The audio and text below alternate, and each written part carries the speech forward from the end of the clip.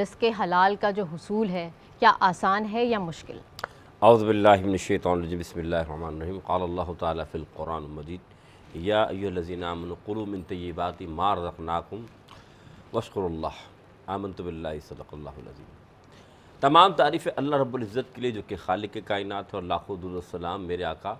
حضور اکرم صلی اللہ علیہ وسلم کی ذات پر جو اللہ کے محبوب اور خاتم النبیین ہیں۔ بہن مہوش، آپ نے جو سوال کیا رزق حلال کے بارے میں، تو سورہ بقرہ میں اللہ تعالیٰ خود ارشاد فرما رہا ہے اور ایمان والوں کو خطاب کرتے ہوئے ارشاد فرما رہا ہے کہ اے ایمان والو، اللہ نے جو تمہیں پاک اور طیب رزق دیا ہے اس میں سے کھاؤ اور اللہ کا شکر ادا کرو۔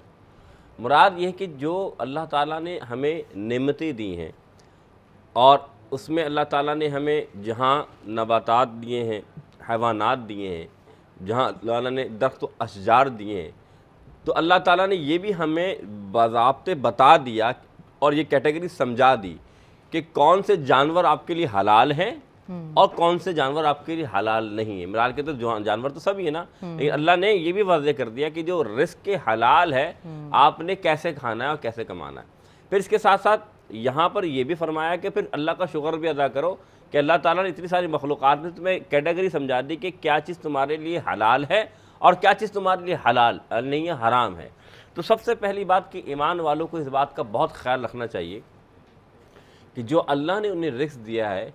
وہ جان بوجھ کر حرام کی طرف نہ جائیں۔ اب اس سے کیا مراد ہے؟ اس سے مراد یہ کہ انسان محنت کرتا ہے اور پھر اس سے پیسے کماتا ہے، اور اس پیسے کمانے سے اگر وہ ایسے